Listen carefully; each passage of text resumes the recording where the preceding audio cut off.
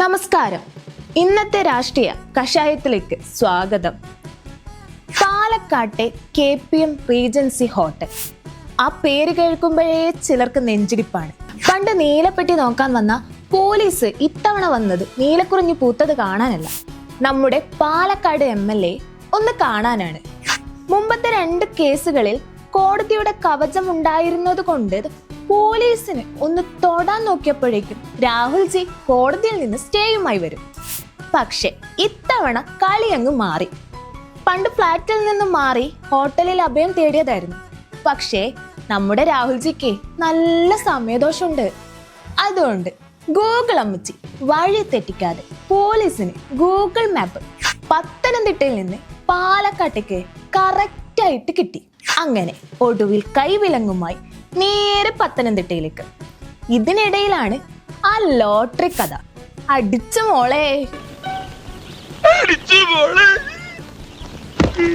അടിച്ചവർക്കല്ല കേട്ടോ, അടിച്ചെന്ന് വിശ്വസിച്ചവർക്കാണ് പണി കിട്ടിയത്.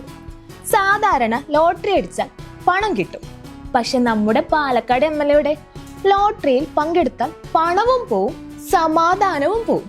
വയനാട് പുനരധിവാസത്തിന് ഫണ്ട് പിരിക്കാൻ തുടങ്ങിയ ലോട്ടറിയിൽ 5000 രൂപ കൊടുത്താൽ 1ാം സമ്മാനം ഉറപ്പിച്ചു നൽകാമെന്ന് ആരെങ്കിലും പറയുമോ? പറഞ്ഞു.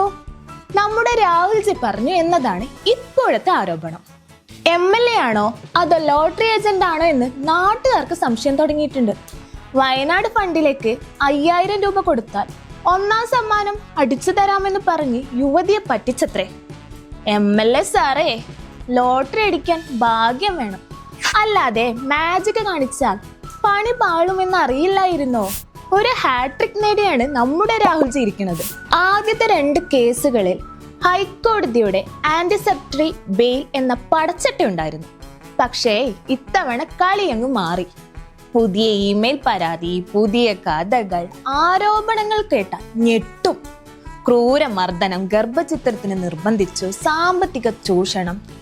MLA സാറേ, സഭയിൽ നിങ്ങൾ സ്ത്രീ സുരക്ഷയെക്കുറിച്ച് പ്രസംഗിക്കുന്നത് കേട്ടപ്പോൾ ഞങ്ങൾ കരുതി നിങ്ങൾ പുലിയാണെന്ന്. ഇതിപ്പോൾ കഥയാകെ മാറിയല്ലോ. ഇനി കോൺഗ്രസ് പാർട്ടിയുടെ കാര്യം. പണ്ട് രാഹുൽ ഞങ്ങളുടെ ഹൃദയമെടുപ്പാനെന്ന് പറഞ്ഞവരൊക്കെ ഇപ്പോൾ അവൻ ആരാണെന്ന് ഞങ്ങൾക്കറിയില്ല എന്ന ലൈനാണ്. മുരളീധരൻജി പറയുന്നത് കേട്ടിട്ടില്ലേ?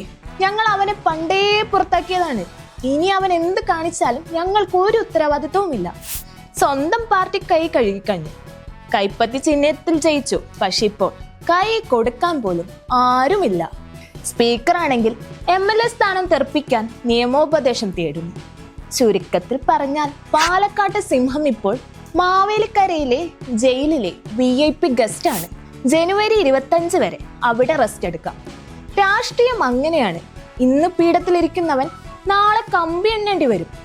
നീലപ്പെട്ടി വിവാദം പോലെ അലിഞ്ഞു തീരുമോ ഈ വിവാദമെന്ന് നമുക്ക് കാത്തിരുന്ന് കാണാം.